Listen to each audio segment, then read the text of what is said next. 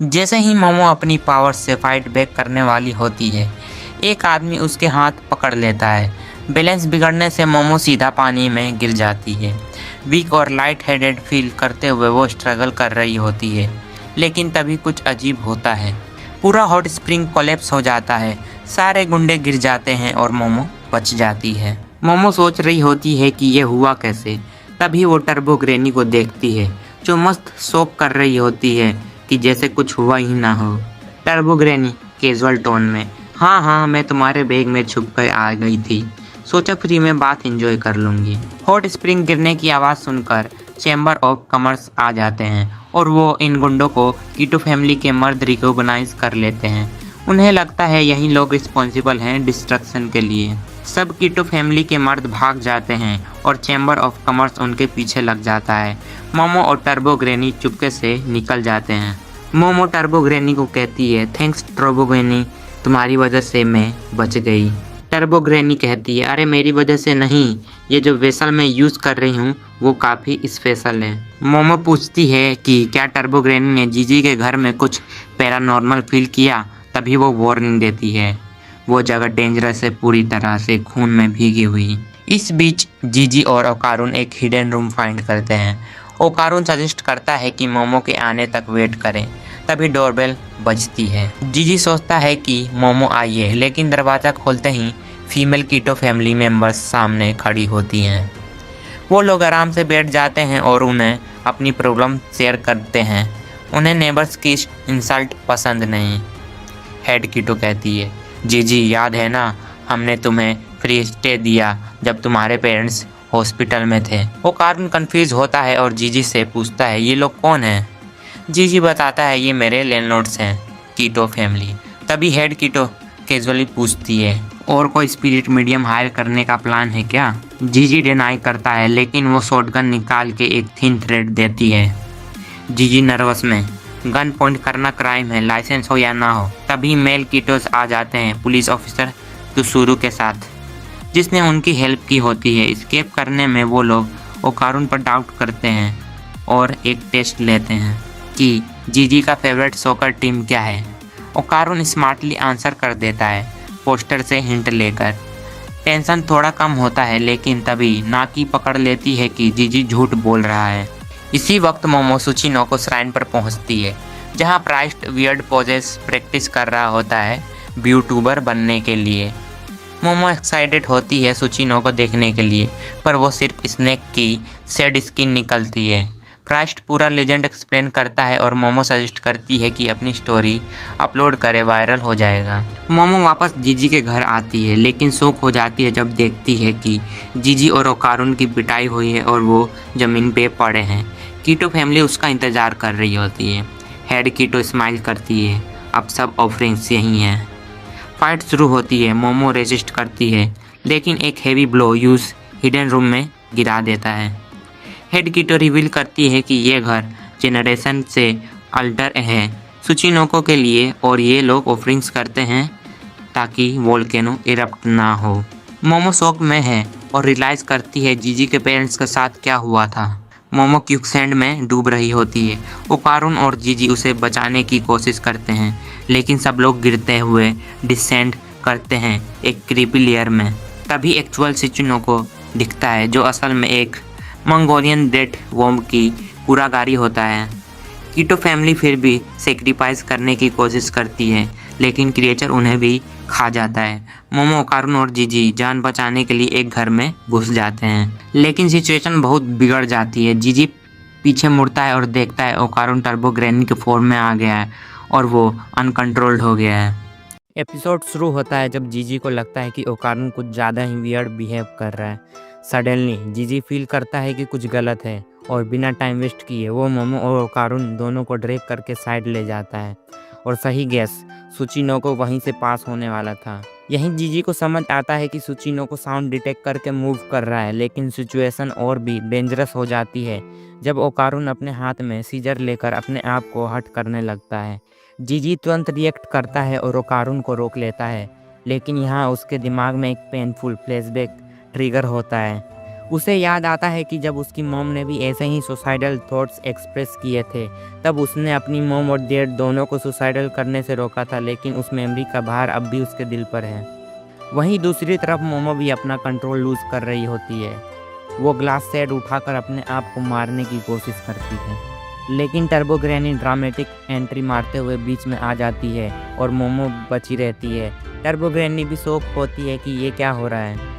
Turbo granny quickly समझती है कि सुचिनो को साइकिक वेव्स छोड़ रहा है, जो इंसान को सुसाइडल थॉट्स देते हैं। जीजी को अब समझ आता है यही वजह है उसके पेरेंट्स के मरने की।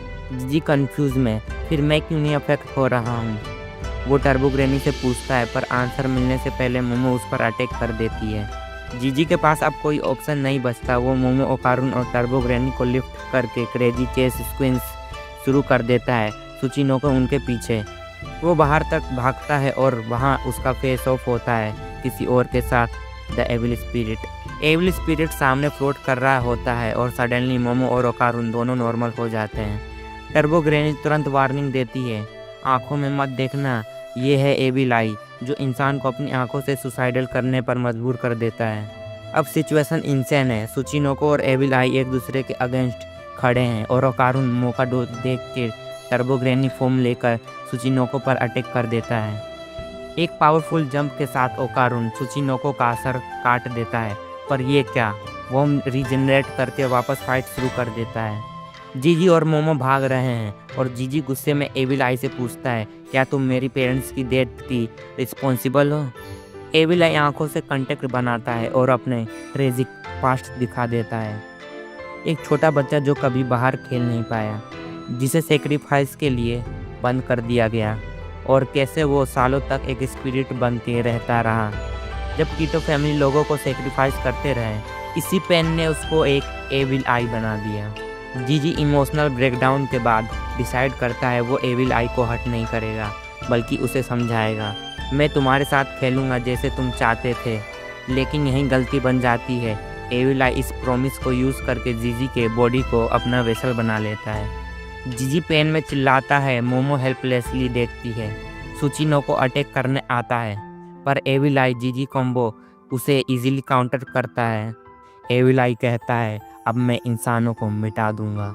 एविल आई रिसेंटमेंट एनर्जी से एक ह्यूज डोम बनाता है और सुचिनोको को ग्रज स्पेयर के साथ मार के अंडरग्राउंड भगा देता है। मोमो अब समझ जाती है जीजी का बॉडी एक परफेक्ट वेसल है, क्योंकि उसके अंदर इमेंस स्पिरिचुअल पावर थी, लेकिन अब वो उनके अगेंस्ट है।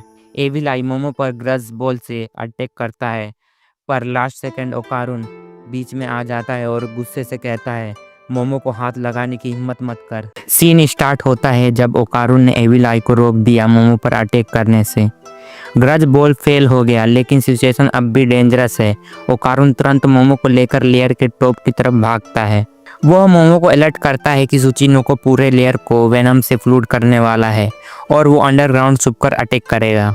ओकारुन इंसिस्ट करता है कि मोमो अब भी एस्केप करे जब तक वो जीजी से निपट रहा है।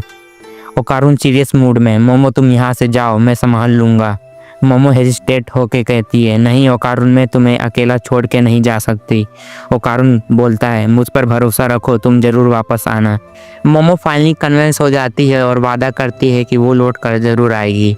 ओकारुन टर्बो ग्रैनी फॉर्म यूज़ करता है, मोमो को एक चेयर पर बिठाता है और अपने पाँव के फोर्स से उसको ऊपर फेंक देता है। मोमो थोड़ा मिस कर देती है, पर अपनी पावर से वो खुद को खींच लेती है और फाइनली एस्केप कर लेती है। ओकारुन रिलीफ फील करता है, पर तभी एविल आई सामने आ जाता है। एविल आई डिक्लेयर करता है कि वो ओकारुन को यहीं ख़त्म कर देगा। ओकारुन भी गुस्से में कहता है कि वो मोमो को हार्म करने के लिए उसे माफ़ नहीं करेगा। मोमो ऊपर से रोप बनाने की कोशिश करती है कर्टेंस का यूज करके, पर रोप छोटी पड़ जाती है। वो फ्रस्ट्रेट हो जाती है, पर एक चाइल्डहुड मेमोरी जीजी के साथ याद आती है और उसके दिमाग में एक धमाकेदार प्लान आता है। नीचे फाइट इंटेंस हो जाती है। ओकारुन एविल आई से भिड़ता है, पर पॉइजन का इफेक्ट जीजी पर बढ़ता जा रहा है। एविल आई अपने ट्विस्टेड टर्म्स पर फाइट एंड करने का डिसीजन लेता है। वो ओकारुन को अपने ग्रज कस्ट हाउस में ट्रैप कर उसको पीटता है। एविल आई कहता है, मैं तुम्हें तोड़ दूंगा और मोमो के साथ क्या करूंगा सोच भी नहीं सकते। ये सुनकर ओकारुन का पेशेंस टूट जाता है। वो एविल आई का फेस पकड़ लेता है और गुस्से से कहता है, बस तुमने मोमो को हर्ट किया और जीजी को पोजेस किया, इसका बदला तुम्हें चुकाना होगा। उसके बाद ओकारुन अपने स्क्वाड पंचेस का स्टॉर्म अनलिश करता है। इतनी पावर से अटैक करता है कि कर्स्ड हाउस तोड़ देता है और एविल आई अनकॉन्शियस गिर जाता है। ओकारुन फाइनली बोलता है, और तीसरी गलती मुझे गुस्सा दिलाया। फिर वो थोड़ा थक जाता है पर तुरंत हैंडल करता है और मोमो के पास लौटने के लिए रेडी होता है। नीचे लेयर में टर्बो ग्रैनी अभी भी उस चिपचिपे चीज़ में फंसी हुई है और ओकारुन उसको बचाने आता है पर वो भी फंस जाता है। दोनों मोमो को हेल्प के लिए चिल्लाते हैं। ऊपर मोमो फायर फाइटर्स को ग्राउंड फ्लोर करने के लिए प्लीड करती है पर उसे अरेस्ट कर लिया जाता है। जैसे ही पानी ज़मीन पर गिरता है, सुचिनोको का प्लान फेल हो जाता है। ज़मीन से वो क्रिएचर बाहर निकल आता है, सनलाइट के कारण वीक होने लगता है। मोमो इमीडिएटली एक्शन मोड में आ जाती है। वो हाउस तोड़ देती है और एक फायर ट्रक तक उस सुचिनोको पर फेंक देती है। सनलाइट में वो क्रिएचर सर्वाइवल होकर गिर जाता है। मोमो ध्यान से चेक करती और शॉक्ड हो जाती है जब सुचिनोको अपने स्टोमक से पूरा कीटो फैमिली वोमिट कर देता है। सब अलाइव हैं पर वो कीटो लेडी गुस्से से चिल्लाती है, तुम्हें सुचिनोको को मार दिया। मोमो कहती है, बाद में बात करते हैं, पहले ओकारुन और जीजी को बचाना है। बस तभी एक और डेंजर सामने आता है। दूर वोल्केनो इरप्ट करने लगता है। सीन एंड होता है एक मैसिव टेंशन के साथ। जैसे ही वोल्केनो फटता है, गांव वालों को तुरंत इवैक्यूएट करने का ऑर्डर मिलता है। हर जगह पैनिक मचा हुआ है। इसी बीच कीटो फैमिली की एल्डर वुमेन मोमो का सामना करती है और उस पर इल्ज़ाम लगाती है, तुम्हारी वजह से ये सब हुआ, तुमने एंसेंट प्रोफेसी को तोड़ दिया। हमारे पुरखों ने सुचिनोको को सेक्रीफाइस किया था एक रीजन के लिए। मोमो शॉक हो जाती है जब वो प्रोफेसी के एक लाइन को याद करती है, the dragon rising to heaven. पर तुरंत उसके दिमाग में एक सवाल आता है, ये कैसे हो सकता है? सुचिनोको तो सनलाइट से रेस्ट्रिक्टेड है। वो प्रोफेसी को दोबारा इंटरप्ट करती है और रियलाइजेशन होता है कि ये ड्रैगन सुचिनोको नहीं था बल्कि एक फाउंटेन था जो वोल्केनो एक्टिविटी का सिग्नल था। लेकिन सालों पहले प्रोफेसी को गलत समझाकर रिचुअल बना दिया गया। मोमो डिसाइड करती है एक्शन लेने का। वो सुचिनोको के रिमेन्स को हॉट स्प्रिंग फाउंटेन तक ले जाती है और फिर से एक इंसान काम करती है। क्रिएचर को रियर एंड के गीजर में प्लग कर देती है। उसके बाद वो हेड को उठा लेती है और जैसे ही म्यूकस गस आउट होता है, मोमो उसे यूज़ करती है मैग्मा फ्लो को न्यूट्रलाइज करने के लिए। प्रोग्रेस होती है पर मोमो को रियलाइज होता है कि पूरा एरिया कवर करना इम्पॉसिबल होगा। इसी वक्त कीटो फैमिली फिर से अटैक करते हैं, एक्यूजिंग हर कि वो सेक्रेड बीस्ट को डिसीक्रेट कर रही है और फेम चाह रही है। तभी इसी बीच एक एंट्री होती है श्राइन का प्राइस्ट मांजीरो। वो बताता है कि वो सीको का स्टूडेंट है और मोमो की मदद के लिए भेजा गया है। जब मांजीरो कीटो फैमिली को रोकता है, मोमो फ्लेम्स को होश डाउन कर रही होती है पर तभी सबसे बड़ा शौक आता है, इविल आई सामने आ जाता है। वो सुचिनोको के लाश को तोड़ता है और अपना पूरा गुस्सा कीटो फैमिली पर निकालता है। मोमो तुरंत रिएक्ट करती है और मांजीरो और कीटो लेडी को बचा लेती है। जीजी के बॉडी से दूसरे को हट करना बंद करो, मुझे सिर्फ इतना बता दो ओकारुन कहाँ है। मोमो, मांजीरो और मैट्रियार्च मिलकर फाइट करते हैं पर एविल आई का पावर उनके लिए ज़्यादा होता है। जब वो मोमो को फाइनल ब्लो देने वाला ही होता है, उस वक्त एंट्री होती है डोवर डेमन की, जो एविल आई को पंचेस का वॉली देता है। मोमो ऊपर देखती है और शॉक हो जाती है। सीको और तारो डोवर डेमन के स्पेसक्राफ्ट से नीचे उतरते हैं। वो लोग एक टीम बन जाते हैं। सीको, तारो और मांजीरो मिलकर स्पिरिट को टैकल करते हैं। तारो को सिग्नल मिलता है एविल आई को अपने अंदर सील करने का और वो मांजीरो चैन सील करता है। फाइनली बैटल खत्म होती है और सीको डिक्लेयर करती है अब घर वापस चलने का टाइम आ गया है। सब लोग स्पेसक्राफ्ट में चढ़ते हैं। चिक्विटिटा सुचिनोको के कॉप्स से फॉरेस्ट फायर कूल कर रही होती है पर मोमो रियलाइज करती है कि ओकारुन मिसिंग है। वो इंजोजी हाउस की तरफ भागती है और देखती है पूरा क्रेटर लावा से भर गया है। मोमो प्लान बनाती है डाइव करने का पर चिक्विटिटा स्पेसक्राफ्ट से एक बड़ा मैग्मा रॉक निकाल के उसे म्यूकस से कूल कर देती है। जब वो रॉक ब्रेक करते हैं, ओकारुन सेफ मिलता है। ओकारुन कहता है मैं बच गया, सुचिनोका का प्लेगम शील्ड बन गया था। वो जीजी के बारे में पूछता है और मोमो उसे एश्योर करती है कि वो सेफ है। जब ओकारुन बाहर निकलता है वो एक्सीडेंटली मोमो के बहुत क्लोज आ जाता है।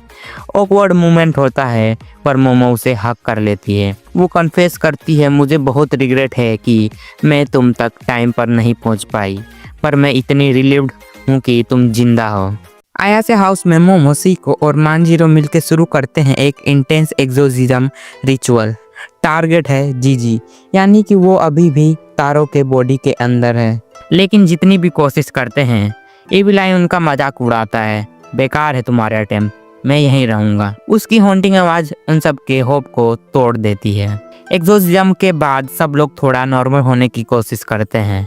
मोमो, ओकारुन, टर्बोग्रेनी, आयरा, सीको, तारो, जीजी और इवन डोवर डेमन विथ चिक्वेटिटा सब इकट्ठे बैठे हैं ओडेन खाने। आयरा मोमो से पूछती है तुम तो सेल्फ अपॉइंटमेंट लीडर हो, तो मुझे विलेज मिशन में एक्सक्लूड क्यों किया गया? मोमो कहती है वैसे तुम हो कौन, तुम यहाँ क्या कर रही हो? आयरा थोड़ा कंफ्यूज होती है बट फिर चिक्वेटिटा को देख के एकदम मेल्ट हो जाती है। OMG इतना क्यूट एलियन, और बिना सोचे हक कर लेती है।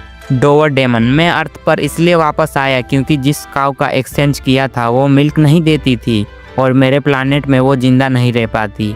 काऊ का बेकार डील करने के बाद ये एलियन डुओ अर्थ पर रिटर्न कर गए। सीको और मांजीरो सीरियस डिस्कशन में लग जाते हैं। अगले एक्सोर्सिज्म के लिए किसी एक्सपर्ट टीम को बुलाने का प्लान बनाते हैं, जैसे रोकेन सेक्ट या हायासी परफॉर्मर्स। लेकिन जीजी का स्पिरिचुअल पावर बहुत स्ट्रॉन्ग है, अगर सेपरेशन हुआ तो कंसिक्वेंस होंगे। ओडेन खाते वक्त अचानक से टारो रिएक्ट करता है। गरम गरम बाइट लेते ही ओ गरम है, सब शौक हो जाते हैं क्या जीजी सच में वापस आ गया? सीको कहती है वेट, शायद एविल आई हमें ट्रिक कर रहा हो। टारो सील हटाए बिना फेस खोल, और तब सबको कंफर्मेशन मिलता है कि जीजी वापस आ गया है। सीको समझ जाती है कि सीन क्या था। जब जीजी पे कोल्ड वाटर गिरता है एविल आई एक्टिवेट हो जाता है, और जब हॉट सूप लगता है लाइक ओडेन, जीजी नॉर्मल हो जाता है। मोमो उसे लात मारती है तुम तो इस सब को गा के सेलिब्रेट कर रहे हो। तारो कहता है यार मोमो, मैं अभी तक इसको उठा कर घूम रहा हूँ, हाना के साथ टाइम भी नहीं मिला। सीको सबको वार्न करती है एविल आई अभी भी बचा हुआ है और वो बहुत पावरफुल योकाई है, ये तो सिर्फ उसका इन्फेंट फॉर्म था। टर्बोग्रेनी कहती है पागल हो क्या तुम लोग, सोच रहे हो कि तुम इसे कंट्रोल कर सकते हो? सीको और मांजीरो डिसाइड करते हैं जीजी अब कामिगोई सिटी में रहेगा और हर वक्त हॉट वाटर थर्मोसेस रेडी रहेंगे मोमो और ओकारुन के पास। मोमो, ओकारुन और आयरा गुड बाय बोलते हैं डोवर डेमन और चिक्वेटिटा को और पूछती है उसका असली नाम। डोवर डेमन बताता है पिनी विनी। फिर सब हंस पड़ते हैं। मोमो कहती है हम तुझे मेंटिसियन ही बोलेंगे। अगला दिन सब लोग जा रहे होते हैं जीजी के पेरेंट्स को मिलने हॉस्पिटल में। ओकारुन और मोमो का एक छोटा सा क्यूट मोमेंट होता है। दोनों के हाथ एक्सीडेंटल टच होते हैं और दोनों ब्लश करते हैं, लेकिन जीजी की कंप्लेंट ब्रेक कर देती है उनके मूड को। मोमो, क्या गिफ्ट लेना चाहिए उनके लिए? Seiko, good point, supermarket near by तो होगा ही। जीजी जब अपने माँ बाप को देखता है आंखों में आंसू आ जाते हैं। इतना टफ दिखने वाला लड़का भी इमोशनल हो जाता है। तारो जीजी को कंट्रोल करते हुए बोलता है ये पोज मुझे करवाना पड़ रहा है, इट्स नॉट इजी। टीवी पे ब्रेकिंग न्यूज चलती है, जीजी के गांव के पास वाइल्ड फायर कंट्रोल हो गया है और कीटो फैमिली के मेंबर्स अरेस्ट हो चुके हैं, लेकिन उनका लीडर नाकी एक डार्क टनल में भाग रही होती है और अपना भेष हटाती है और दिखाती है वो एक सबटर्नियन है। मेरी 200 साल की प्लानिंग बर्बाद हो गई मोमो की वजह से, अब मिलेगा बदला, वो भी डबल इंटरेस्ट के साथ। नेक्स्ट डे मोमो ओकारुन को स्कूल के रास्ते में मिलती है और बताती है कि एक्सोर्सिज्म के लिए हायासी परफॉर्मर्स आ रहे हैं। तब मीको और मुको मिलते हैं और बताते हैं कि मेंटिसियन का स्पेसक्राफ्ट फिर से देखा गया। स्कूल में आयरा अपने दोस्तों से आइसोलेट फील करती है। रूमर क्लियर करने के बाद लोग उसे दूर हो गए हैं। मोमो कहती है तू ठीक है? आयरा, मैं खुद ही गिल्टी हूँ, तुम्हारी गलती नहीं है। सीको फाइनली जीजी को तारो से अलग करती है। थर्मोसेस रेडी हैं, सब रिलैक्स्ड लग रहे हैं, लेकिन फिर एक ड्रॉप सोया सॉस का गिरता है और लेबल फ्लिप होता है। एविल आई चिल्लाता है एविल आई अब भी जिंदा है और हर ड्रॉप ऑफ कोल्ड वाटर एक ट्रिगर हो सकता है।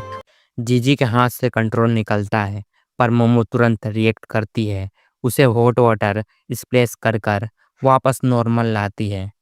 पर आयरा उसकी इस लापरवाही पे गुस्सा दिखाती है। थोड़ा ध्यान नहीं रख सकते क्या? ये कोई मजाक नहीं है। ओकारुन अटैक में इंजर्ड हो जाता है और मोमो उसका ध्यान रखते हुए सीको से बात करती है। हमें जीजी को हमेशा अलर्ट रखना पड़ेगा वरना अगला अटैक और भी डेंजरस हो सकता है। इस रेट पे तो सुबह तक घर खुद ही गिर जाएगा। तभी एक अजीब ग्रुप उनके घर आता है। सीको तुरंत उन्हें अजनबी समझकर भगा देती है। मोमो वेट, ये कौन लोग थे? पर सच तो कुछ और ही था। ये लोग थे हायासी, एक म्यूजिकल एक्सोर्सिज्म ग्रुप जो सीको ने खुद बुलाया था। रिचुअल शुरू होता है। हायासी अपनी म्यूजिकल से एविल आई को प्यूरिफाई करने की कोशिश करते हैं। उनका सुर, बीट्स और वाइब्रेशन ने सिर्फ जीजी तक नहीं बल्कि आसपास के स्पिरिट तक पहुंच चुकी थी। लेकिन तभी जीजी, रुको, ये मत करो। सीको मोमो को साइकिक पावर से जीजी को रोकने को कहती है, लेकिन जैसे ही मोमो उसे रोकती है उसे एविल आई के पास्ट की एक झलक दिखती है, एक ट्रेजिक और दर्द भरी कहानी। जीजी, मुझे उस पर दया आती है। मैं प्रॉमिस करता हूँ मैं केयरफुल रहूंगा। जीजी के दिल से आई इस वादे ने सबका दिल छू लिया। सीको कहती है रिचुअल कैंसिल करो, फिर कहती है तुम हम हमारे फैमिली का हिस्सा हो। आयरा, ये बहुत ज्यादा झंझट हो जाएगा। ओकारुन कहता है मैं जिम्मेदारी लूंगा। जीजी मेरा दोस्त है। मोमो कहती है और मैं भी स्ट्रांग बनूंगी। आयरा भी एग्री करती है बट ऑकवर्ड तरीके से। जैसे ही बारिश शुरू होती है सीको सबको चिल्ला के कहती है गर्म पानी रेडी करो। पर देर हो चुकी थी। एविल आई जाग उठता है और सीधा ओकारुन को पंच कर कर घर के अंदर उड़ा देता है। हायासी ग्रुप, कॉल अस अगेन अगर जरूरत हो। मोमो कहती है शायद जल्द ही बुलाना पड़े। अब सीको जीजी को ट्रेन करना शुरू करती है सीधा पोस्चर में बैठकर कि उसका कंट्रोल करवाना ताकि वो अपनी स्पिरिचुअल पावर एक्टिवेट कर सके। रात में जीजी जब बाथरूम जाता है ओकारुन उसके पीछे गार्ड करता है। मोमो पूछती है सब ठीक है ना? ओकारुन कहता है हाँ सब ठीक है, मैं साथ हूँ। ओकारुन केयरफुली जीजी को रूम तक ले जाता है भीगे कार्डबोर्ड से बचाते हुए। जीजी गिल्टी फील करता है, बोलता है सॉरी इतनी दिक्कत दी। ओकारुन कहता है तुम मेरा बर्डन नहीं हो। मोमो और सीको ने भी मेरे लिए यही किया था जब मैं टर्बोग्रेनी के साथ फाइट में था। सीको ने मुझसे पैसे भी नहीं लिए, कहा था कि किसी और की मदद करके रीपे करना। ओकारुन ने अब डिसाइड कर लिया था वो भी सीको जैसा बनना चाहता है। अगली सुबह ब्रेकफास्ट के बाद मोमो स्कूल जाते वक्त मीको और मोको को बताती है कि वो पार्ट टाइम जॉब लेना चाहती है ताकि हाउस रिपेयर के लिए पैसा जोड़ सके। मोको कहती है तो रिरीना के रेस्टो में अप्लाई करना, वो हायर कर रहे हैं। लेटर, मीको और मोको ओकारुन के क्लास में आते हैं। ओकारुन चलो मेड कैफे। क्या? मैं नहीं जाऊंगा। पर जैसे ही वो कैफे में एंटर करते हैं ओकारुन फ्रीज हो जाता है। सामने मोमो एक मेड ड्रेस में है। मोमो ब्लश करती है, बोलती है तुम यहाँ। दोनों के चेहरे पे ऑकवर्डनेस दिखता है।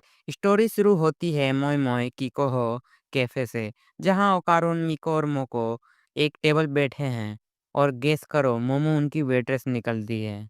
मिको और मोको खाने के दौरान मोमो को टीज करते रहते हैं, उसकी सर्विस पे कमेंट करते हैं और उसे थोड़ा तंग करते हैं। फाइनली खत्म होते ही दोनों इंसिस्ट करते हैं कि एक ग्रुप फोटो लिया जाए। मोमो और ओकारुन को सेंटर में कर देते हैं और दोनों बहनें एकदम चिपक कर खड़ी होती हैं। सीरियसली तुम लोग यहाँ सिर्फ मुझे इम्प्रेस करने आए थे? और ये जॉब भी तुम्हें रेगुलर रेस्टोरेंट बताया था, ये एक कैफे निकला। थोड़ा मोमो की फ्रस्ट्रेशन सुनने के बाद मिको और मुको उसकी तारीफ करते हैं। उसने अपना पहला दिन अच्छा निकाला और कहते हैं कि वो अब उसे डिस्टर्ब नहीं करेंगे। फिर वो ओकारुन को भी ले जाने लगती है। लेकिन जब ओकारुन कहता है कि वो रुकना चाहता है, दोनों एक नोइंग ग्लेंस एक्सचेंज करते हैं और मुस्कुराते हुए कहते हैं टेक योर टाइम। और फिर ओकारुन को वहीं छोड़कर दोनों निकल जाते हैं। थोड़ा ऑकवर्ड मोमेंट के बाद ओकारुन मोमो से अपोलोजाइज करता है कि उसने उसके काम में डिस्टर्ब किया। फिर कहता है कि वो रुकेगा जब तक उसकी शिफ्ट खत्म नहीं हो जाती ताकि उसे घर तक छोड़ दे। मोमो कहती है नहीं ओकारुन इतना टेंशन मत लो, मैं अकेली चली जाऊंगी। ओकारुन उसकी बात मानता है और जाने लगता है। लेकिन शिफ्ट के बाद जब मोमो घर जाने लगती है तब देखती है ओकारुन वापस आ गया है।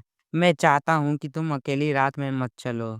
ये बोलते ही ओकारुन उसका हाथ पकड़ने लगता है, लेकिन तुरंत ही हटाता है और कैजुअली बोलता है थोड़ा ठंड लग रहा है बस। मोमो बिल्कुल चिल रहती है और डायरेक्टली उसका हाथ पकड़ लेती है। मोमो हंसते हुए कहती है तो फिर हाथ दोनों साथ गरम कर लेते हैं। ये सुनकर ओकारुन लिटरली शॉक हो जाता है। जीजी ट्रेनिंग कर रहा होता है और फाइनली सक्सेसफुल हो जाता है अपना एविल आई सप्रेस करने में। लेकिन जैसे ही मोमो और कारुन घर लौटते हैं, एक इंसिडेंट सब कुछ उल्टा कर देता है। सीको कैजुअली पूछती है दोनों कहाँ थे। मोमो बताती है अपने ने जॉब करने के बारे में। तभी आयरा और जीजी दोनों एक साथ उनके पास दौड़ कर आते हैं और टकरा जाते हैं। एक्सीडेंटली आयरा का बोबा ड्रिंक जीजी पर गिर जाता है और एविलाई फिर से अवेकन हो जाता है। इस बार एविलाई अपना कर्स्ड हाउस जनरेट करता है जिसमें मोमो के हाथ ट्रैप हो जाते हैं। सीको उस बैरियर को तालिस्मान से तोड़ने की कोशिश करती है लेकिन वो रिपेल हो जाता है। एविलाई मोमो की तरफ बढ़ता है और उसे स्ट्रेंगल करने की कोशिश करने वाला होता है और तभी एक मश स्टाइल में मोमो अपने मुंह में रखा हुआ गर्म पानी डायरेक्टली उसके फेस पर फेंक देती है। जीजी फिर से नॉर्मल स्टेट में आ जाता है। जीजी गिल्टी फील करता है और सीको उसे टॉवल देती है। कहती है कि ये उसकी गलती नहीं है। लेकिन उसी वक्त जीजी नोटिस करता है सीको का जला हाथ और ओकारुन और मोमो की क्लोजनेस। रात को आयरा मोमो से अपोलॉजी करती है लेकिन मोमो उसे कंसोल कर देती है। दूसरी तरफ ओकारुन और जीजी अपने स्लीपिंग बैग्स अपोजिट साइड में घूमकर सोते हैं। ओकारुन अपनी मुट्ठी बांधता है, clearly conflicted. Next morning Okarun directly mister Mantis Shrimp के पास जाता है और रिक्वेस्ट करता है, प्लीज मुझे अपना अप्रेंटिस बना लो, मुझे एक पंच मारना सीखना है। लेकिन मिस्टर मेंटिस श्रिम्प हर बार उसे मना कर देता है, कहता है वायलेंस बुरा है। फिर भी ओकारुन हेल्प करता है बैग्स उठाकर और फाइनली थका हुआ घर लौटता है। लेकिन उसका डिटर्मिनेशन क्लियर है। दूसरी तरफ मांजिरो और सीको एविलाई सिचुएशन डिस्कस करते हैं। मांजिरो इंसिस्ट करता है कि उन्हें हायाशी को वापस बुलाना चाहिए लेकिन सीको वेंट करती है कि एडल्ट्स को बच्चों का बर्डन उठाना पड़ता है। दोनों के व्यूज क्लेश करते हैं रियलिटी वर्सेस फैंटेसी। बाहर ओकारुन सीक्रेटली अपना ट्रेनिंग स्टार्ट करता है। टर्बो ग्रैनी उसे देख लेती है और उसका मजाक बनाती है। लेकिन जब ओकारुन कहता है कि उसे स्ट्रांग बनना है, टर्बो ग्रैनी उसे रिमाइंड करती है कि स्ट्रेंथ सिर्फ पंच से नहीं आती। फिर दोनों स्कूल के अंदर जाते हैं और आयरा उनका पीछा करती है। यहाँ टर्बो ग्रैनी और आयरा के बीच टेंशन एक्सप्लोड होती है और ओकारुन हेल्पलेसली बीच में पड़ जाता है। म्यूजिक रूम के अंदर टर्बो ग्रैनी ओकारुन को रिदम ट्रेनिंग करवाती है, जंप के साथ कॉम्बैट टाइमिंग सिखाती है और तभी एक क्रीपी साउंड बजता है पियानो से और सामने आ जाते हैं कुछ large headed musicians. Episode continue होता है जब म्यूजिशियंस गुस्से में डिमांड करते हैं, ये बुरा सा पियानो किसने बजाया। आयरा तुरंत सजेस्ट करती है कि ओकारुन के साथ निकल जाए और ओकारुन भी मान जाता है। लेकिन टर्बो ग्रैनी बोलती है ये पियानो इन दोनों ने बजाया था और सिचुएशन इंस्टेंटली बदल जाती है। म्यूजिशियंस एक अजीब सी वेव्स नोट को भेजते हैं और जवाब में ओकारुन और आयरा अपने आप को ट्रांसफॉर्म कर लेते हैं। ओकारुन सीधा सामने भागकर उनके अटैक्स कन्फ्रंट करता है लेकिन जैसे ही वो एक म्यूजिकल नोट को टच करता है वो फट जाता है। टर्बो ग्रैनी वार्निंग देती है, ओकारुन संभाल, ये नोट्स बॉम्ब्स हैं और जो रेस्ट सिंबल है वो तुम्हें पैरालाइज कर देंगे। आयरा डाउटफुली कहती है इतना सब डोज करना मुश्किल है और इसी टेंशन में बैटलफील्ड एकदम शिफ्ट होता है इनटू अ सूरियल पैडी फील्ड जहां म्यूजिक नोट्स बारिश की तरह गिर रहे होते हैं। ओकारुन और आयरा स्प्रिंट करते हैं चेयर्स के बीच और ओकारुन एकदम चौंक जाता है देखकर कि आयरा कितनी अच्छे से सबको डोज कर रही है लेकिन उसकी डिस्ट्रैक्शन उसे महंगी पड़ती है। टर्बो ग्रैनी कहती है ओए गधे फोकस कर, आयरा को फॉलो कर और डिस्ट्रैक्शन में ओकारुन एक शार्प साइन से टकरा जाता है और उसकी आवाज एकदम चिपमंग जैसी हाई पिच में हो जाती है। आयरा अपने एक्रोबेटिक सिल्की हेयर से म्यूजिशियंस को खत्म करने की कोशिश करती है लेकिन उनके नोट्स उसके अटैक्स ब्लॉक कर देते हैं। मीनवाइल ओकार्न और टर्बो ग्रैनी पर रेस्ट नोट्स गिर जाते हैं, वो दोनों पैरालाइज हो जाते हैं और ऊपर से बॉम्ब भी गिरते हैं। आयरा पीछे मुड़कर चिंता दिखाती है लेकिन उसके पास खुद बचने का टाइम ही नहीं होता। फ्रस्ट्रेटेड ओकार्न अपनी वीकनेस फील करता है, स्पेशली आयरा के कंपैरिजन में। टर्बो ग्रैनी बेवकूफ, कॉन्संट्रेट कर, आयरा हमेशा डोज नहीं कर पाएगी, एक रिदम पकड़ और उसके साथ मूव कर। ओकार्न वीकली कहता है मैं तो म्यूजिक सुनता ही नहीं। तभी उसके दिमाग में फ्लैश होता है हायाशी लोगों का सॉन्ग जो उसने एग्जोर्सिज्म के टाइम पे सुना था। आयरा जमीन में धंस जाती है रिपीटेड एक्सप्लोजन से और नोट सीधे उसकी तरफ आ रहे होते हैं। लास्ट मोमेंट पर ओकारुन हायाशी का बीट अपने अंदर फील करता है और एकदम सिंक्रोनाइज्ड डोज करके आयरा को बचाता है। टर्बोग्रेनी कहती है, शाबाश, ये हुई ना बात। अब दोनों एक साथ फाइट करते हैं। ओकारुन डिस्ट्रैक्ट करता है और आयरा क्लोजिंग करके कंडक्टर को एक जबरदस्त किक मार के खत्म कर देती है। कंडक्टर के गिरते ही बैटलफील्ड एक और इल्यूजन में शिफ्ट होता है।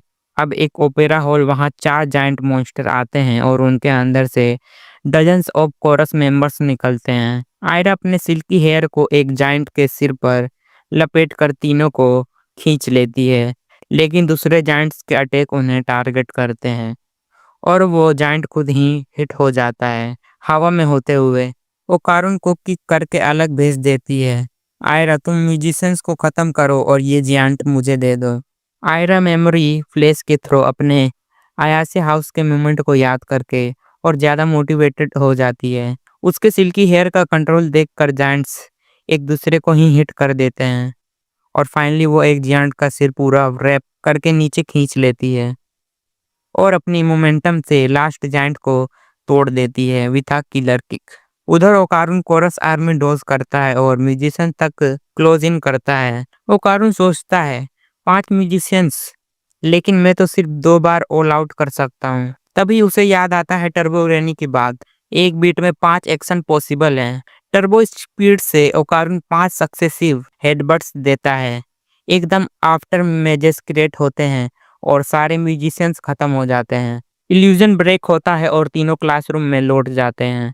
ओकारुन आयरा का हाल चेक करता है और थैंक्स बोलता है उसे सपोर्ट करने के लिए। आयरा नॉर्मली एक क्विटेस्ट रिप्लाई देना चाहती है, लेकिन इस बार चुप हो जाती है। टर्बो ग्रैनी अपने यूजुअल स्मग स्टाइल में क्रेडिट ले लेती है, जो केट डॉल को इरिटेट कर देता है। फिर टर्बो ग्रैनी रिवील करती है ये म्यूजिशियंस असल में तुलपस थे, जो क्लासरूम के पोर्ट्रेट्स में मैनिफेस्ट होते हैं जब पियानो 2 बजे रात को बजता है। आयरा कहती है, तुम्हें इतना सब कैसे पता है? कहीं तुम खुद तो स्कीम नहीं कर रही हो? टर्बोग्रेनी एक शरारती मुस्कान देती है, लेकिन जैसे ही वो पियानो से उतरती है गलती से एक और की दबा देती है और म्यूजिशियंस वापस समन हो जाते हैं। सीन शिफ्ट होता है आयासे हाउस पर, जहां मांजीरो जीजी को बताता है कि एक एग्जोर्सिज्म सिर्वल करनी होगी। जीजी डिप्रेस्ड लगता है और मोमो स्ट्रांगली अपोज करती है, बट सीको इस बार चुप रहती है। तभी ओकारुन बाहर से आवाज लगाता है, जीजी बाहर आओ। सब बाहर आ जाते हैं और ओकारुन कन्फेस करता है, जब एविल आई ने मोमो को ऑलमोस्ट हर्ट कर दिया था, मैं अपने आप को वीक महसूस कर रहा था। मुझे तुम सबकी हिम्मत देखकर रिस्पेक्ट हुआ और मैं एविल आई को डायरेक्ट फेस करना चाहता हूँ। सीको मांजीरो को रोक देती है इंटरवीन करने से, सेंसिंग सीरियसनेस। फाइनली जीजी ओकारुन पर ट्रस्ट करता है और एविल आई को रिलीज कर देता है और फिर टर्बोग्रेनी फॉर्म में ओकारुन सीधा क्लेश करता है एविल आई के साथ और इस तरह ओकारुन का सबसे बड़ा टेस्ट शुरू होता है। तो गाइस, इस चैप्टर की शुरुआत होती है ओकारुन और एविल आई के फाइनल लड़ाई से। अब ओकारुन के पास है टर्बोग्रेनी की नई स्पीड पावर और वो इसका पूरा यूज करके एविल आई को बहुत धोता है। एक जबरदस्त हेडबट लगाता है जो उसे सीधे आयासे हाउस के अंदर उड़ा देता है। लेकिन प्रॉब्लम यह है कि ओकारुन अपनी 2 ऑल आउट्स यूज कर चुका है और अब उसका ट्रांसफॉर्मेशन खत्म हो जाता है। दूसरी तरफ एविल आई अभी भी खड़ा है, फुल कॉन्फिडेंट और लड़ाई कंटिन्यू करने के लिए। एविल आई कहता है, ट्रांसफॉर्म करके फिर से लड़ाई कर। आयरा और मोमो दोनों टेंशन में आ जाते हैं, ओकारुन के लिए चिंता दिखाते हैं, लेकिन ओकारुन गुस्से में उनको रोकता है और बोलता है कि ये उसका फाइट है।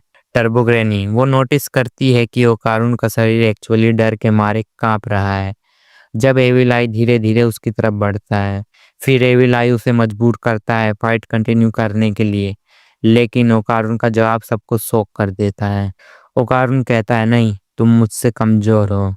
एविल आई लिटरली चौंक जाता है, उसे यकीन ही नहीं होता कि उसे अंडर एस्टिमेट कर रहा है। वो गुस्से में कहता है कि नहीं, ऐसा नहीं है, और फिर ओकारुन उसे एक डील देता है, तू तभी मुझसे लड़ेगा जब और स्ट्रांग बनेगा। टारगेट सिर्फ मैं हूँगा और लड़ाई होगी सिर्फ ट्यूसडे को। टर्बोग्रेनी इस मूवमेंट को मोमो को समझाती है ओकारुन एक्चुअली एविलाई के चाइल्डिश नेचर को समझ गया है और उसने प्लान बनाया है उसे ट्रिक करने का। एविलाई फाइनली एग्री करता है, लेकिन एक अजीब कंडीशन के साथ। वो अपना अंडरवियर ओकारुन को देता है और बोलता है कि उसे तभी वापस करना जब वो मर जाए। डील सेटल होने के बाद एविलाई कंट्रोल छोड़ देता है और जीजी अपने असली रूप में लौट आता है। ओकारुन उसे एश्योर करता है कि उसने किसी को नुकसान नहीं पहुंचाया और अब वो नॉर्मल लाइफ जी सकता है। लेकिन इसी बीच एक फनी मोमेंट होता है। जीजी को बिल्कुल आइडिया नहीं होता कि वो नेक्ड है।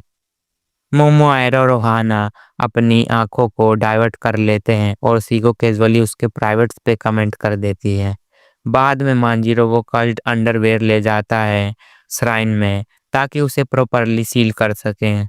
सीको उसे कॉशन देती है और मोमो उसे टीज करती है कि जेन्युइन सुचिनोको को वर्शिप करना बेटर होता। मांजिरो प्राउडली बोलता है कि उसका नेक्स्ट गोल है स्लीपिंग बैग यूट्यूबर बनने का। फिर चैप्टर थोड़ा काम हो जाता है।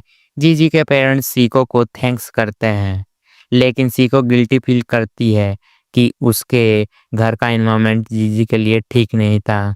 ओकारुन और आयरा शॉक हो जाते हैं क्योंकि सीको यूजुअली इतनी सॉफ्ट साइड नहीं दिखाती। जीजी भी अपने फ्रेंड से सॉरी बोलता है और प्रॉमिस करता है कि हमेशा उनका मदद याद रखेगा।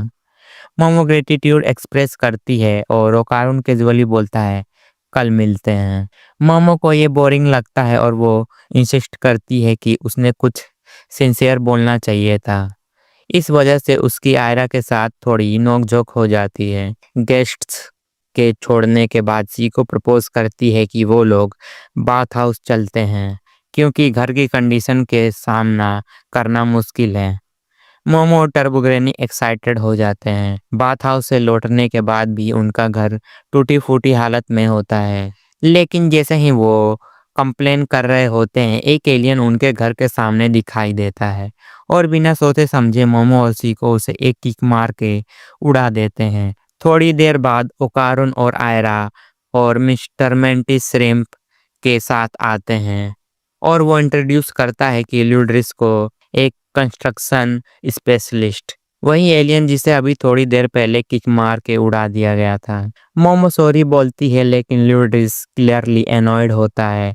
फिर भी उसकी नैनो स्किन टेक्नोलॉजी के हेल्प से आयासे हाउस रीबिल्ड कर दिया जाता है। हाउस रीबिल्ड होने के बाद सब ग्रेटिट्यूड एक्सचेंज करते हैं और कारण ये एडमिट करता है कि अब ये घर उसे अपना भी लगता है और मोमो उसे वार्म स्माइल के साथ इनवाइट करती है कि कभी भी आ सकते हो। दूसरी तरफ जीजी अपने पेरेंट्स के साथ आयासे हाउस के पास आता है मदद करने के लिए, लेकिन देख के शौक हो जाता है कि घर ऑलरेडी बन चुका है। अगली सुबह मोमो और जीजी स्कूल के लिए साथ चल रहे होते हैं। जीजी अपने एविलाई के सिचुएशन के बारे में बताता है कि अब वो मल्टीपल टाइम्स ट्रांसफॉर्म हो चुका है, लेकिन अभी तक कंट्रोल में है। मोमो उसे सपोर्ट ऑफर करती है, लेकिन ये सुन के जीजी कैजुअली पूछ लेता है तुम्हें किसी पे क्रश तो नहीं है। मोमो तुरंत ब्लश हो जाती है और डिनाई कर देती है। स्कूल में जीजी को फीमेल क्लासमेट्स घेर लेते हैं और वो फ्लर्ट करना शुरू कर देता है। मोमो इरिटेट हो जाती है, लेकिन जैसा ही एक लड़की उसे ड्रिंक देती है मोमो पैनिक हो जाती है क्योंकि ये एविल आई को ट्रिगर कर सकता है। और वैसे ही होता है, एविल आई निकल आता है, लेकिन इस बार उसके कपड़े सेफ रहते हैं। वो कैजुअली लड़कियों को थ्रेटन करता है, लेकिन उनके लिए ये सब कंफ्यूजिंग होता है।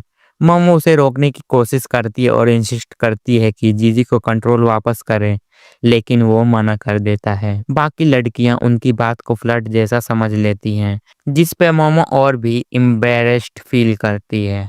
एविल आई का ध्यान फिर सॉकर बॉल की तरफ चला जाता है जो उसे उसका ग्रज बॉल लगता है। वो रश करके उसे किक करने जाता है और सॉकर टीम समझती है कि वो उनकी टीम ज्वाइन कर रहा है। मोमो अब डिसाइड करती है कि पूरे स्कूल डे में उसे क्लोजली मॉनिटर करना होगा, लेकिन एविलाई की हर जगह एक्टिविटी और भी गड़बड़ होती जा रही है। क्लास में लाउड आउटबर्स्ट, लंच पे चॉपस्टिक्स तोड़ के हाथ से खाना और हर जगह अननेसेसरी सीन क्रिएट करना।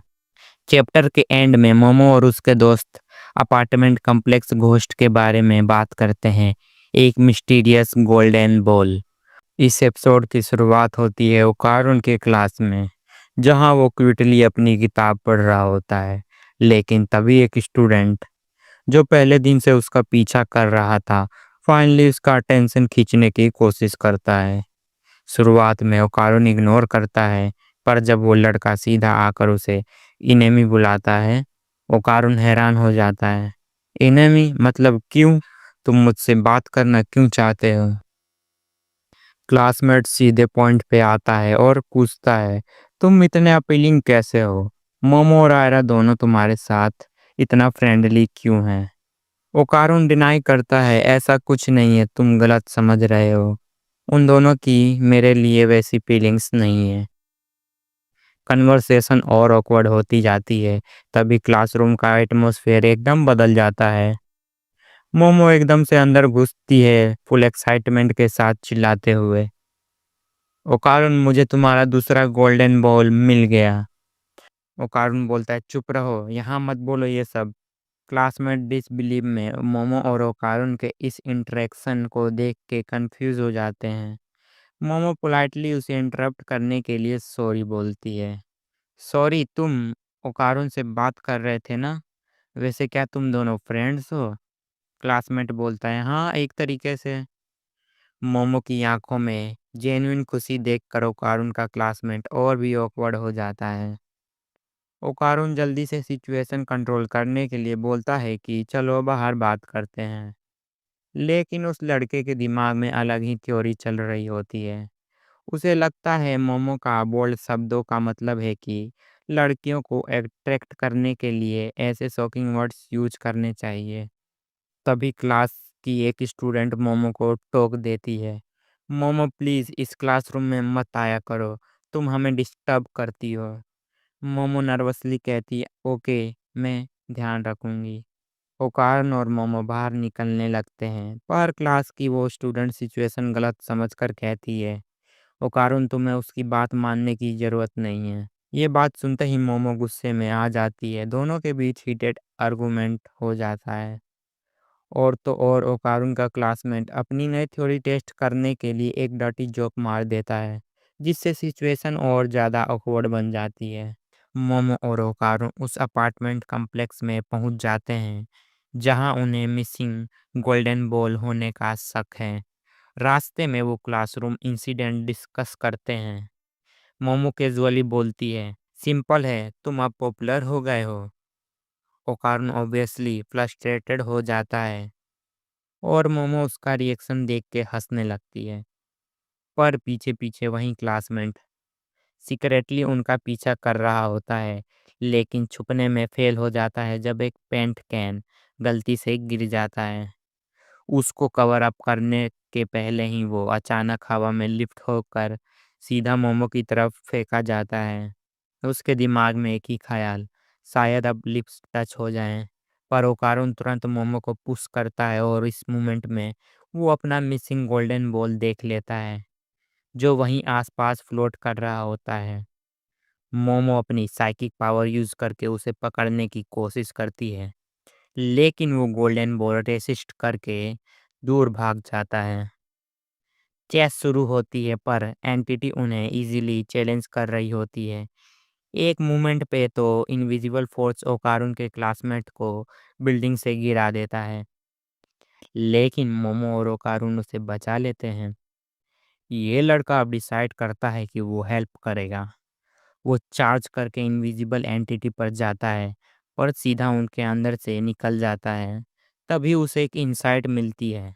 क्लासमेट एक्सप्लेन करता है, ये इनविजिबिलिटी रेट्रो रिफ्लेक्शन टेक से है।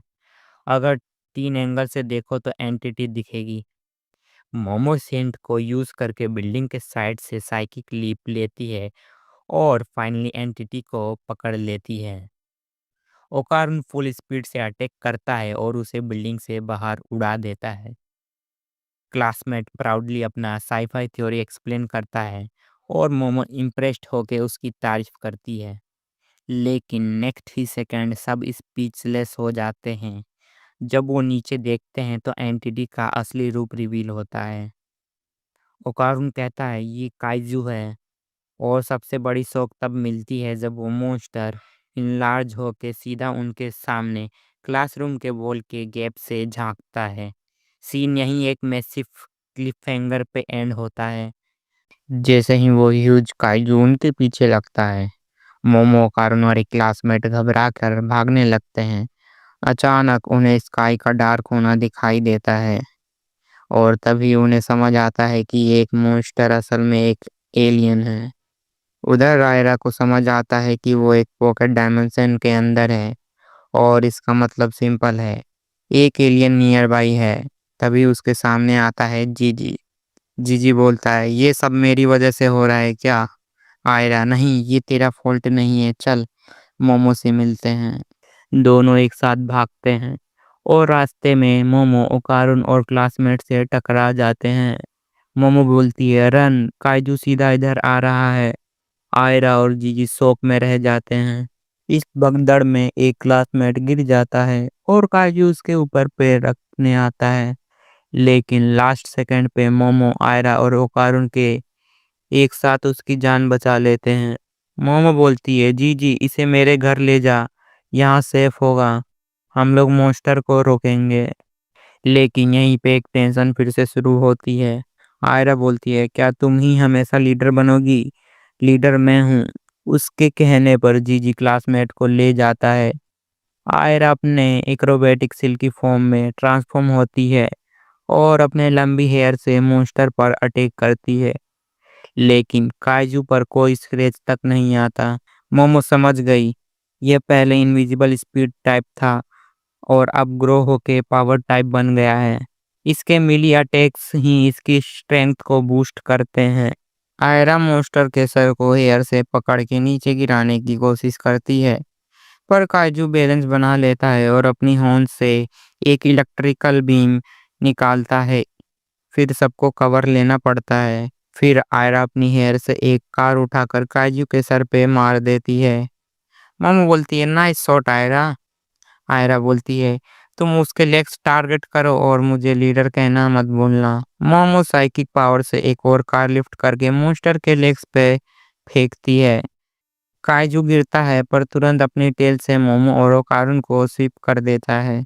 आयरा, देखा, तुमसे ना हो पाएगा, लीडर कैसे फाइट करता है मैं दिखाती हूँ। वो एक बड़ा क्रेन खींचकर मॉन्स्टर पर गिरा देती है, लेकिन काइजू उसे पकड़कर क्रश करने लगता है। मोमो बिलबोर्ड्स थ्रो करती है और आयरा को बचाने की कोशिश करती है। मोमो, तेरा ये लीडर लीडर ड्रामा बस कर, साथ लड़ना सीख। आयरा पहले मना करती है, लेकिन जब मोमो उसे चैलेंज करती है टीम वर्क के लिए, तो मजबूरी में आयरा रेडी हो जाती है। मॉन्स्टर नियर बाय बिल्डिंग्स तोड़ने लगता है। ओकारुन कंफ्यूज्ड होता है और तभी उसे समझ आता है, ये काइजू एक स्पेस अडेप्टेड डायनासोर हो सकता है। ये जो एनर्जी बीम और कैमोफ्लेज है, ये स्पेस का ही एक कॉस्मिक एनर्जी ट्रांसफॉर्मेशन है। अगर हम इसके लाइट सोर्स को हिट करें तो इसे ये रोक सकते हैं। मोमो अपनी साइकी पावर से काइजू के बीम को सीज करती है और उसी पर रिवर्स फाइन कर देती है। मॉन्स्टर गिर जाता है और दर्द में चिल्ला उठता है। आयरा बोलती है, अब मेरी बारी है, लेकिन जैसे ही वो अटैक करने जाती है मॉन्स्टर गायब हो जाता है। आयरा बोलती है, भाग गया क्या? मोमो, नहीं, वो इनविजिबल हो गया है। मॉन्स्टर के फुटस्टेप्स ग्राउंड पर दिखते हैं और फिर एक और एनर्जी बीम से आयरा अटैक होती है। उधर जीजी क्लासमेट को लेकर भागता है, लेकिन क्लासमेट गलती से उसके ऊपर पसीना गिरा देता है। जीजी वार्निंग देता है, जीजी डोंट टच मी वरना वो जग जाएगा। क्लासमेट उसकी बात लाइटली लेता है और जानबूझकर पसीना स्प्रे कर देता है और तभी अवेकन हो जाता है एविल आई। एविल आई जीजी का बैग फेंक देता है और क्लासमेट के साथ मोमो के घर की तरफ रश करता है। बैटल के बीच ओकारुन ऑल आउट मोड यूज करता है और आयरा को बचाता है, लेकिन उसकी एनर्जी खत्म हो जाती है। गिरते वक्त मोमो साइकिक फोर्स से दोनों को बचा लेती है। मॉन्स्टर गिर जाता है एविल आई के थ्रो की वजह से और मोमो अपने घर सबको ले जाती है। घर पहुंचते ही ओकारुन देखता है कि अयासे हाउस का नैनो स्किन ग्लो कर रहा है। उसके दिमाग में एक प्लान स्ट्राइक करता है हाउस को वेपन बनाने का, लेकिन उसकी इमेजिनेशन वीक होती है और हाउस कोलैप्स होने लगता है। तभी क्लासमेट अपना असली नाम रिवील करता है, किंता सकाता। किंता, ये साईफाई का काम है, मुझे करने दो। वो हाउस को ट्रांसफॉर्म करता है into a massive mechanical Buddha mecha. Kinta बोलता है, behold great Kinta Bodhisattva zeta version. Momo बोलती है, वेट, ये बुद्धा डिजाइन मैंने सोच लिया था। सब सब थोड़ा शॉक्ड रहते हैं, लेकिन किंता अपने मेका को प्राउडली पायलट करता है और बैटल के लिए रेडी हो जाता है। जैसे ही काइजू मेका के पास पहुंचता है, मोमो अपने साथियों को फोर्स करती है कि जल्दी से कुछ बटन्स दबाकर मेका को चलाने की कोशिश करें, लेकिन सभी अटेम्प्ट्स फेल हो जाते हैं। इसी बीच ओकारुन गलती से इजेक्ट हो जाता है और एविल आई भी अपने फोर्स से बाहर निकल आता है। दोनों बाहर से देखते हैं कि काजू मेका को तबाह कर रहा है और अंदर मोमो, आयरा और किंता फंस गए हैं। एविल आई तो लड़ाई के लिए उत्सुक था, लेकिन ओकारुन ज्यादा चिंता करता है अपने दोस्तों की सेफ्टी की। वो डिसाइड करता है कि शायद एविल आई को लड़ाई करने की परमिशन दे दे, पर उससे पहले ही कुछ अनएक्सपेक्टेड हो जाता है। मेका का हाथ खुद ब खुद मूव करता है और काइजू के अटैक को रोक देता है। ओकारुन शॉक हो जाता है ये देखकर। तभी किंता समझता है कि मेका को सिर्फ विजुअलाइजेशन से कंट्रोल किया जा सकता है, और बिना वक्त गवाए किंता पायलट की सीट संभालता है और अपने इमेजिनेशन से मेका को कंट्रोल करता है। सबसे पहले वो एक काइजू को एक जोर का किक मारता है। किंता अपने सपने को जी रहा होता है, एक मेका पायलट बनने का। उसकी खुशी देखकर लगता है जैसे वो अपने प्योर पास्ट का दुख भूल गया हो, और फिर वो कमांड देता है मेका को ट्रांसफॉर्म करने का। मेका एक नए फॉर्म में बदल जाता है और किंता फुल ऑन अटैक मोड में चला जाता है। काइजू पर पंच पे पंच, स्ट्राइक्स पे स्ट्राइक्स बरसाता है, लेकिन उसकी खुशी ज्यादा देर तक टिकती नहीं। काइजू अचानक गायब हो जाता है और फिर मेका के लेफ्ट लेग को तोड़ देता है। टेल से मेका को जोर जोर से फेंक कर उसको ग्राउंड पे गिरा देता है। ओकारुन चिल्लाता है किंता को इजेक्ट करने के लिए, लेकिन एयरबैग्स उसे ट्रिगर तक पहुंचने नहीं देते। किंता डरने लगता है कि शायद ये उसका आखिरी मोमेंट होगा। जब लगता है कि अब सब खत्म हो जाएगा, मोमो अपनी पावर का यूज करती है और मेका को थ्रो काजू की टेल पकड़ लेती है। उसके बाद आयरा अपनी सिल्की हेयर्स को मेका से चैनल करती है और इनविजिबल काजू को रैप करके उसके लोकेशन रिवील कर देती है। किंता इंसिस्ट करता है कि वो ही पायलट करेगा, लेकिन मोमो आयरा रिफ्यूज कर देते हैं। मोशन सिकनेस उनको बर्दाश्त नहीं हो रही। मोमो फिर अपनी फुल एनर्जी मेका के आर्म्स में स्नेल करती है और काइजू को उठाकर एक धमाकेदार पावर बॉम्ब मार देती है और डिक्लेयर करती है यही है असली काइजू को हराने का तरीका। उस एक अटैक से काइजू श्रिंक हो जाता है और बेहोश ग्राउंड पे गिर जाता है। सभी फिर वापस कामिगोए सिटी में आ जाते हैं, जहां मेका अब ओपनली सामने खड़ा होता है। मोमो तुरंत उसे यूएफओ टाइप स्पेसक्राफ्ट में ट्रांसफॉर्म करती है और सबको अपने घर ले जाती है। वहां पहुंचते ही मोमो और आयरा नाउसिया के चलते तुरंत बाहर भाग जाती है। किंता खुशी के आंसू बहाकर कहता है कि उसने अपना सपना पूरा कर लिया, एक मेका पायलट बनने का। ओकारुन और जिजियन कौन से स्काईजू को आयासे रेसिडेंस के ले जाते हैं। यहीं पर किंता उन दोनों को चिढ़ाता है लेट आने पर, और कहता है कि उसे भी उनकी टीम की सीक्रेट मिशन का हिस्सा बनना चाहिए। ओकारुन फिर किंता को बताता है कि वो और मोमो एक्चुअली एक मिशन पे हैं, अपने खोए हुए किंतामा को ढूंढने के लिए, जिसे एलियंस और स्पिरिट्स दोनों चाहते हैं। किंता सोचता है कि किंतामा शायद वर्ल्ड के फेट से जुड़ा हुआ है, लेकिन ओकारुन तुरंत क्लेरिफाई करता है कि बिल्कुल ऐसा नहीं है। फिर ओकारुन का फोकस वापस काइजू पर चला जाता है। वो उसके माउथ को इंस्पेक्ट करता है और शॉक हो जाता है। अंदर एक इंसान का पार्ट दिखता है। आगे बढ़कर वो एक जिप फाइंड करता है, और जैसे ही वो अनजिप करता है, सब लोग के होश उड़ जाते हैं। अंदर एक लड़की होती है, मतलब काजू के एक सूट में वो लड़की पायलट कर रही थी। और जैसे ही लड़की होश में आती है, ओकारून से आंखों मिलाता है और तभी लड़की ओकारून को किस कर देती है। मोमो जो अभी भी मोशन सिकनेस फील कर रही होती है, ये सीन देख लेती है और सभी लोग एकदम शॉक हो जाते हैं।